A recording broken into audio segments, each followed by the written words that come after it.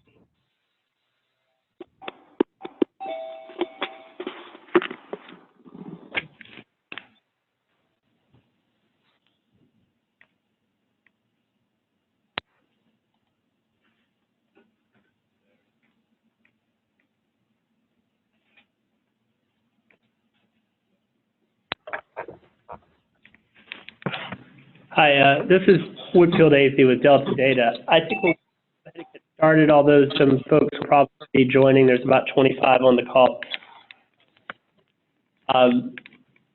This WebEx is part demo and part description of the work we've done to date with coalition members and the coalition itself, and a bit of demo around what we're doing in production right now with a couple of partners, and then a section on where we're going. But before we get started, we have not coordinated this piece, but would anybody from the coalition would like to give me an introduction or we get started?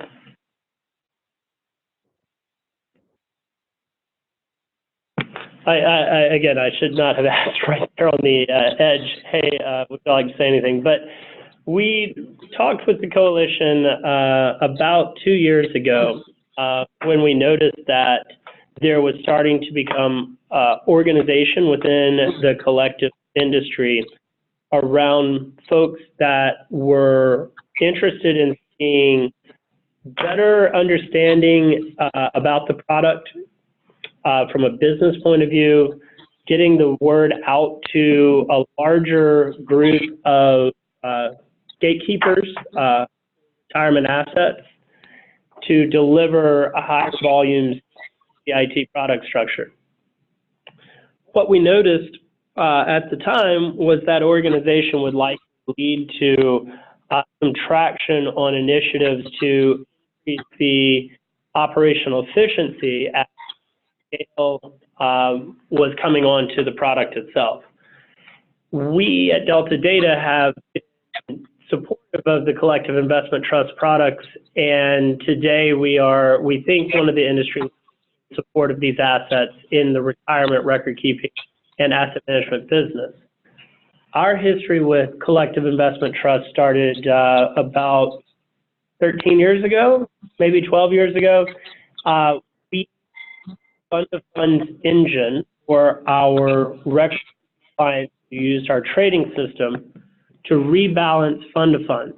And the first application, business application of that fund of funds technology that really took hold was rebalancing target date funds that were on collective investment trust chassis. Today, it's hard to exactly put our finger on how much, but we think somewhere around 300 billion in assets that are held in collectives are actively traded on our platform.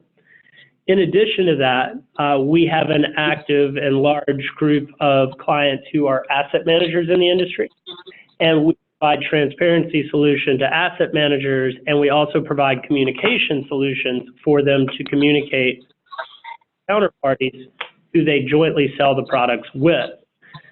So as this coalition started to take form a few years ago, we decided we should really get involved with the coalition, try and help at a high level the coalition gain some traction in the industry and cohesion around the direction that the industry wanted to go. And we'll spend a few minutes talking about what that support means and what we've done to date to illustrate where we are today and where we're going.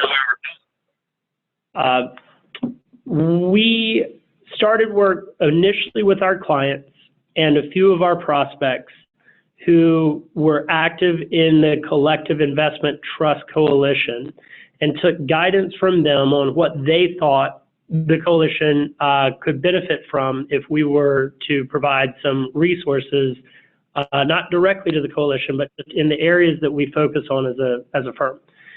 And we, working with members who are clients, decided that probably the best way that we could support this initiative or set of initiatives was to host some information gathering sessions and to document kind of a current state. So we really looked at this as kind of a consulting exercise that we were going to do on behalf of an industry to not only learn ourselves about what's going on, but to help the industry understand where are we now and where do we want to go. So about 18 months ago, we had about 6 firms represented by 10 people come down to Columbus, all of them members of the coalition, and we spent 2 days working through what are the products we're trying to support, what are all the artifacts that go into supporting them, what are the key data points that go into these products, what are the changes through the life cycle of the product that it undergoes, and then what is the current state of support of all of those items we just discussed. So what came out of that meeting was a pretty well documented data dictionary, which is a group of data points that define these products as we understood them. There's no standardization. It's just here's data points as we understood them. A set of about 15 business processes that we identified that are consistent across all of the different types of players, if you will, or counterparties in the industry. Importantly, we defined the types of firms that are engaged in this activity.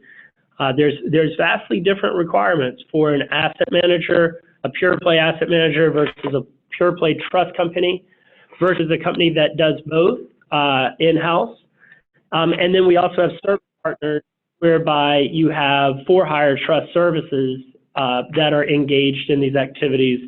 And then lastly, you have the consultants, the record keepers. So we identified kind of the stakeholders and what was important to each of the stakeholders.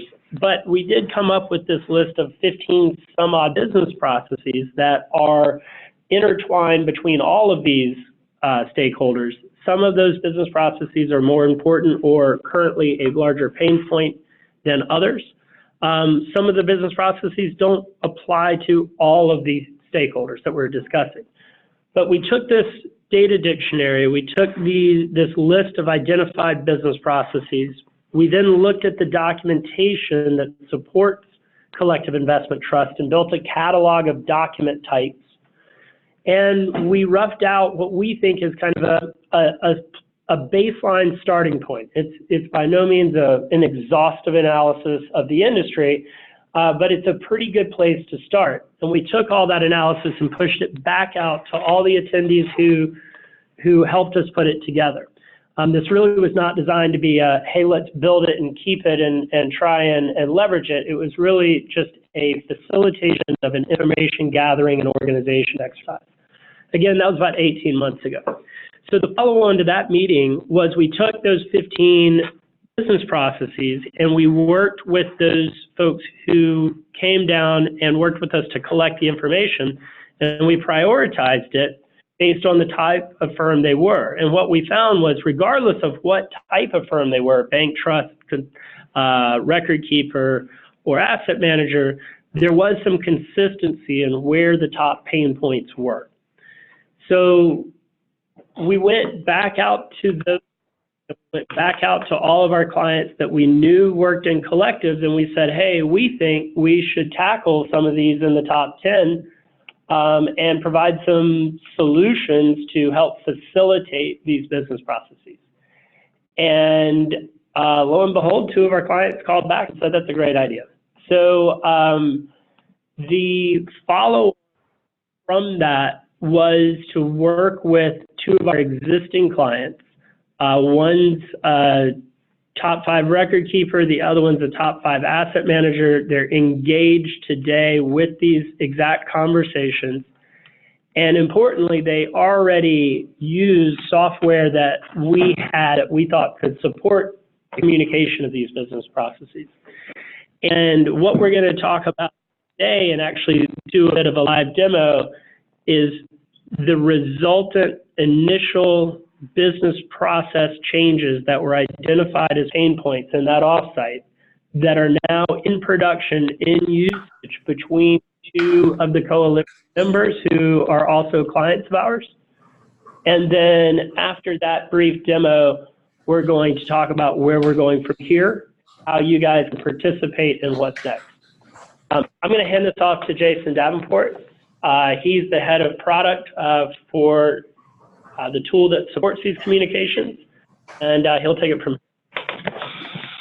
Thanks, Whitfield. So, as Whitfield said, what I do is kind of walk through our fund module here at Delta Data, which is where we kind of house all of our counterparty management and analytics and reporting.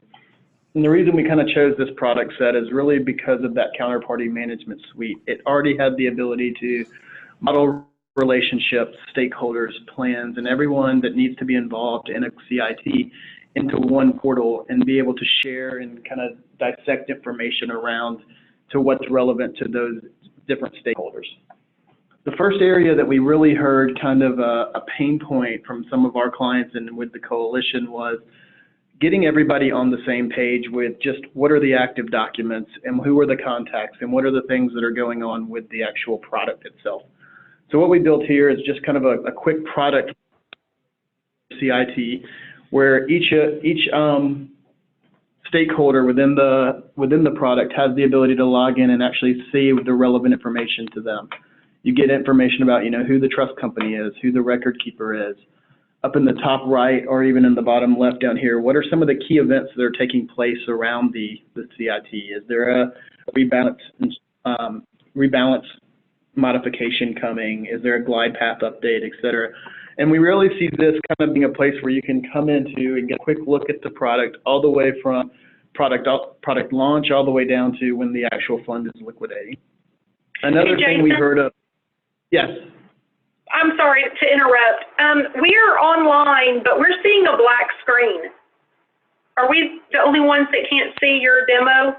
Oh, thank you for pointing that out. Is anyone else seeing the actual screen? Sorry. Yeah, we can see it. Yeah, I can see it. Yes, I can see it. I can see it. Okay, thank you. By the way, I'm so impressed that we have 35 people on a call and everybody's on mute. I thought it was on auto mute. That's amazing. All right, well, sorry y'all are having some technical difficulties. I'm glad to hear the majority of people can see it, though. And we are recording this, too, if you want to get a copy of this as well. Right, we'll send this back out to the coalition members who helped us organize this, Eversedge Sutherland, and then they'll disseminate out this recorded session in case you're unable to see on your screen. Okay. Thank you. Sure. So another thing that was talked about at length during the on-site meetings here was just transparency data and getting kind of your arms around not only just what are the assets in general, but what are the plans that are included, all the way down to more compliance and legal ramifications of what plans are included and do we have an active agreement. So being able to have a portal to store all of the active plan agreements, as well as break out some of the reporting to show you, in this case, here are 4 plans that make up these percentage of assets. And you can see this last one actually, someone snuck in without an actual plan agreement. So being able to constantly get alerts and notifications around not only the full asset of the actual fund, but who all is involved and who all makes up the assets in total. One of the next things that we heard a lot about was when changes are made or corporate actions or fund changes are made to a CIT, making sure all the relevant stakeholders are involved in getting that. That's exactly what our Fund Blast module is designed to do. And by just clicking open a new activity, you get to a place where we have structured about 50 or so event types, about 7 or 8 of them kind of directed exactly at CITs. But this could take anything from a merger, a liquidation, a name change. And in this case, we just have maybe something overall within the Declaration of Trust is being updated. So Jason, we should stop there. This section that we're about to walk through was what we worked with 2 of our clients to define what data points did they want to show, what steps go into creating the notification, what information shared, how do you tie what documents should be tied to it. And we're hoping that this is the kind of initial foothold whereby people can start to see how the next set of events are modeled. And we'll work with essentially the coalition to broaden the scope of this. Right now, we have 2 large clients driving it because that's who's using it. But this call is to encourage more participation in the modeling of this stuff so that we can hand this off to you as the industry, because it's really not for us to decide this. We're just providing the tools that will support it, and the more people that can add input, the better it will be. So in this case, we have an event name, just a Declaration of Trust update, and then we have 2 dates that kind of really drive the overall communication of this event.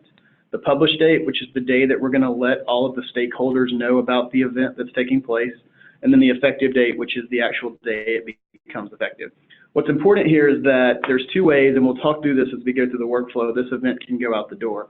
One, other stakeholders, other companies, the asset manager, the record keeper could all be part of this portal and receive this digitally in more of a consumable format. But what we didn't want to do is have that be the only recipients of these. So we have a step in step 5 called external communication, where you can actually draft emails to all the contacts that you're loading in the system, and this will send these out on publish date to them as well. And then we'll show some of the tracking capabilities around that. So the end goal here is to create events that are pertinent to the actual fund, any changes that are taking place, and making sure that all stakeholders are receiving the exact same information in a timely manner. The next step in the process after step 1 is what products are affected by this. In this case, we were already on a product page and we knew the stakeholders involved. We knew exactly what product was affected, so it filtered it down to this one list. However, if you were starting this from scratch, what we would do is load all of the CITs in your inventory or your book of business and give you the ability to come out here and select one-to-many QSIPs or models or products to actually tie to the overall event change. Step 3 is kind of where the first really step of work is done in regards to, based off the event type that you select, we're going to ask you certain things that could take place. So if it's a liquidation or a merger, we may ask you some purchase eligibility changes, the date, the go-to QSIPs and things like that. In this case, for a Declaration of Trust update, we're really just trying to define what are the different sections of the Declaration of Trust that are possibly being updated. We'll give you a step later where you can actually attach the new document, but this is hopefully to give the end user a look that not only when they receive the document, they can quickly say, okay, here's the areas that are actually changing, and here's what we should probably pay attention to based on the newest version. The target audience is who do we want to send this to? And this is at the stakeholder level. So what you'll see on this page is a list of all the different relationships that you have. But in this case, this product only affects Reliance Trust and Empower. So these are the only 2 selected. If you wanted to communicate this with everyone that you have a current relationship with, other asset managers, other record keepers, you could always select everyone. But in this case, we filtered it down to just those that know or care about the CIT product. You'll also get another indicator here with this little logo next to Reliance Trust, which firms or which stakeholders actually take part in the portal as well. And that drives not only what kind of data you can receive back from them, but how that communication will go out the door to them. So when we first went live with FundBlast, one of the main things we heard from some of the beta clients from just an asset management space was we don't want this to be something we have to do just for clients of yours that are going to consume the data. We want to be able to put all of our stakeholder communications in here and this send out to everybody we have a relationship with. So that's where we added this next step, step 5. And this really lets you come out here and actually create groups of contact lists, back office communications, front office communications. Filter not only the target audience of who you want to send this to, but then the context of who should receive these changes. It lets you draft the email body, attach documents to that email, even attach digital formats of what we've already built in the tool. So everything that you entered in up until this point can be spit out and put into the email in more of a digital consumable Excel file. Once you draft everything in that email, we can get a quick look here at what that actual email looks like. So when we actually click submit for approval and all the approvals are met, we will actually send this email out, attaching the declaration of trust or whatever document that you wanted to attach to it, putting in the verbiage or the text that you had on that last configuration page, and even add in links that they can actually confirm that someone did receive this, and we can start tracking the status of the emails that went out the door. And that's really kind of where we get to the last step. The summary steps really all going to be defined by what the status is of the current corporate action. In this case, it's published pending effective date. And we have a couple different groups of things we can take a look at. One, activities. For people that do receive this, either via email or in the portal itself, they can actually open questions or things that they may need to ask you in relation to the corporate action. And this lets you track those activities. And in this case, they just want to say, they just have a follow-up question. It lets you go in, assign those to people, work those, and actually send them digitally back to the person that actually sent the request in. And then down at the bottom, in this case, we had 4 people we sent this to, 2 at Empower and 2 at Reliance Trust in this case. We can see who those emails went to, and we even get a status. Was it sent? Was it sent and read? And we also track bounce backs or invalid email addresses. So we'll constantly update the contacts to tell you, this went to 5 people, but 2 of them we received a bounce back from. These are updated based off the fact that they click on that confirm receipt, but we also give users the ability to come in and edit this. If you know, for instance, in this case that Eric did open it, maybe he calls you about a question, you can actually come out here and mark it sent and read as well. There is another status field over here that we're currently working on, and that will involve actually telling you where the firm is in regards to being ready for the change. So within that email, we'll also put links and other things to say confirm that you've actually made changes to your platforms or whatever update that you need to make in your agreements. And then they can confirm back it's in review or this is completed and we're completely ready for this change to, in this case, the declaration of trust. So the end goal here is just one communication message that's built in this workflow, sent out, and then tracked on all the responses and how that actually went out the door. So, Jason, that was very helpful, and thanks for succinctly walking through it. This email, the result of this is this email that goes out to all of the stakeholders. And what this tool tries to do is allow you to build a workflow that fits your firm. This is a generic workflow we built for this demo. Some of our firms have 10, 12 steps as part of this workflow or approvals steps that go into this workflow. What we just walked through were changes to declarations of trust. There are about 6 specific event types that we are using in production. I don't really want to call it a beta because we kind of built how they saw it and they're using it, and it seems to be going well. As y'all know, there's not a ton of these changes, so we don't have a ton of feedback on it just yet, but we are starting to look at what's next. And again, the encouragement is that you guys call us and get engaged and want to be part of where this thing goes, because the next set of events we tackle behind this is going to be based on the feedback we receive and where those who are using the tool want to go with it. And importantly, if you're part of the conversation but not using the tool, we'll equally be interested in and respect your opinion. If you're a member of the coalition and have input, but you can't use the tool this year for whatever reason, we still encourage you guys to be engaged in the conversation. And all input's valid and welcome. So as this evolves out of these first 6 use cases, your involvement will be seen in the tool as it evolves. So we think that the 2 firms that are in production right now is about to turn into 6. There are other firms that are counterparties to these 2 firms that have been made aware of their desire to use this for these types of changes and are in the middle of the contractual steps. The reason I say contractual steps is regardless of the cost, which if you're just providing data to the platform is free, it's sensitive information. So most of the firms who are members of the coalition are going to require a contract even if it's free.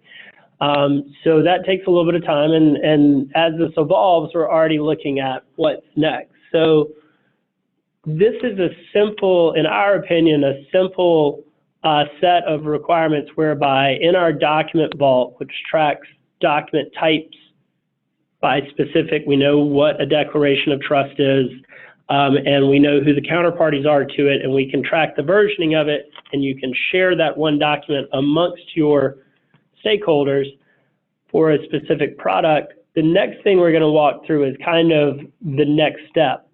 And the next step is tackling one of the harder use cases that we documented in the offsite last year. And that was 2 we're actually going to talk through. One is adding a new plan to an existing collective investment trust. And then the second is creating a new collective investment trust and bringing your stakeholders together in a combined workflow to really reduce the time and to increase the auditability of the different steps that go into delivering a new collective investment trust. So we'll walk through that just so you can get a feel of the flexibility of the tool as well as the power of bringing your stakeholders into a single spot and agreeing to the different steps that are required to get agreement on to get a new product and or out the door or a new plan onto an existing product. Yeah, and with this workflow, and you'll see it's just very similar to the one we looked at before, and as Whitfield said, we can configure each workflow or each event type to its own separate, unique instance of this. But in this case, we're just adding a plan to an existing product that we have in our inventory. The first step really is identifying the plan, but also making sure we have all of our documents up to date. Do we have the plan agreement? Do we have an AML policy, a KYC policy, et cetera? And these documents are not only just loaded into here, they could be sent through an approval process so that you could bring your legal, your marketing, and your product teams in here as well, so to make sure that they're on board. These are, again, in an active status currently, but they could be sitting here pending review, and kind of in a slight approval process, you can define who among your stakeholders or just who internally needs to come out here and kind of make sure all the documents are up to date and good. Once the documents are then ready, you get into more some of the counterparty or the attributes about the product and the plan. Again, defining the stakeholders into here. We can define those within here in a drop-down list. So we are loading the 5,500 data into here for plan information. Who will the subadvisor, the record keeper, and everything be? All the way down to who are the key contacts.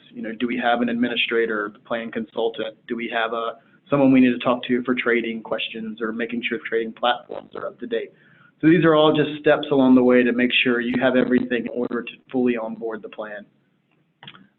Step 4 is around control objectives, and that's just kind of a loose term that we use around, think of it more of a checklist. And in here we can say, do we have an updated AML policy? Do we have a know your client policy? Are all of our plan contacts up to date? So do we have all the contacts we need so that when we go to production, if there are any issues, we know who to get with? And then again, do we have signed plan documents? And these can be updated and set to different statuses along the way so that as you're going through this onboarding period, anyone can log into here and actually get a quick view-only access to say, here's where we are, we're 80% complete, 75% complete, et cetera, on getting a new plan up and running on a book of business. Similar to that same process, we have the ability to walk through let me unfilter that, a new product onboarding. And what we've done here is really tried to get into more of a cloning feature so that as you're starting to onboard more and more or create more and more CITs, a lot of the documents and different things may look the same. You're just changing stakeholders or changing certain information about the documents. So what we're doing in here is a little of artificial intelligence where you can clone an existing product. We bring over all the documents that are tied to that, the declaration of trust, maybe some type of plan agreement or fund or custodial agreement. And then we start updating some of the keywords and templates in there as you're defining new stakeholders and new items in there. And again, in this case, the control objectives, instead of more of a new plan onboarding checklist, you're really getting into how do we onboard new products and what are the things that we have to make sure are up to date and in our inventory before this thing can really go live. The last piece in here, and you'll notice this is in an oversight category, and this was something that was actually one of the pain points or something that was mentioned in the coalition meeting, was then being able to perform annual due diligence or attestations against the plans or any of the stakeholders involved. So if you're the sub-advisor and you want to make sure that the record keepers are playing by all the rules and by the perspectives, this is where you can start taking in whether it's AE 16s, SOC 1s, FICA documents. The same workflow applies where you can start monitoring all the different areas of focus and control objectives that you would in more of a regular intermediary oversight program. So Jason, I think we should stop there. We've gone through a lot, and just talk a little bit about what our vision is. If you were to use this tool and we were to prime this tool with your existing book of business and the plans that you support, the next time you add a plan or the next time you model a new product, not only can we reduce the amount of time that takes by sending the emails with the corrected documents attached to the correct stakeholders in real time, but once you model in, here's the next plan on the platform, that's where our analytics can start looking at transparency data and confirming that that plan is trading through the record keeper that you thought it was going to be trading through. And then it can also say we're seeing activity from a record keeper for a plan that was not modeled to this. And then you can go in and either repair that and illustrate that, yes, it is, or it is now an oversight function to chase down why there's a plan that has activity that was not expected. But then in our annual event type, you can say, I'm going to get attestations from all of our sponsors through our consultant, and by selecting a series of products, maybe filtered by one consultant, then you can say, all right, these 35 plans via this consultant, we're going to attach a PDF attestation, and then FundBlast will send that out to both the consultant and all the plans saying, please fill this out. They can email that email address directly back with the filled out form, and then it queues it up as an oversight workflow to go through and verify, yes, they filled out the form, now we have it on file, and that document is now attached to that plan, consultant, product combination forever for audit purposes. So the vision we have is that you can model your current book of business. You can ask the tool to always look at the transparency data. The tool is its own housing for this transparency data, whether you give it to us direct in an Excel file or we're getting it via something like OmniServe or direct from the record keepers. And to help you with some of the menial tasks, if you will, the manual tasks that are inherent in these products. We would like to automate a lot of them, and the communications is simply the control point where a lot of these non-automatic processes cause the most pain. So, we talked a little bit about how the first firms are using some of the most simple event types. And then we talked through what are some of the more complex event types like new plan onboarding or new product rollout that we know we can support. And our initial 2 clients are working towards usage of those. And what we're really saying is just giving you a flavor of what our vision is for support of this industry. We understand it's going to take years, but we've been around 35 years. We plan to be around a lot more. And we know that with better participation from the industry, this will be a great thing. We're not saying we're too far down the road yet, but it is encouraging to have some production usage. And the follow-up to this meeting, we're going to send out to all the attendees as well as to all the coalition members an invite. And we're going to have a follow-up kind of off-site session where we spend another day and a half doing an even deeper dive on the remaining use cases and possibly revalidate some of the questions and kind of data dictionary points we weren't 100% on from the last meeting. And I think what comes out of that is going to be more usage, and hopefully we'll be on a WebEx this time next year talking about who's using the more advanced stuff and how annual attestations went for those who tried it, and then what's next from there. Anything you want to add, Jason? No, I think that's it. We appreciate everybody's time. Great. Yes. Does anybody from the coalition want to add anything? Well, we encourage you to reach out to us direct if anything on this call has piqued your interest, or if you want a copy of kind of the initial stuff that we documented from the first session to kind of understand what's the baseline that we're working with today. Or if you just want to talk about exactly how it's being used and the feedback we've received so far, any of that is great discussion, and we'd love to talk to you about it. Thank you. Thanks, guys. Thank you.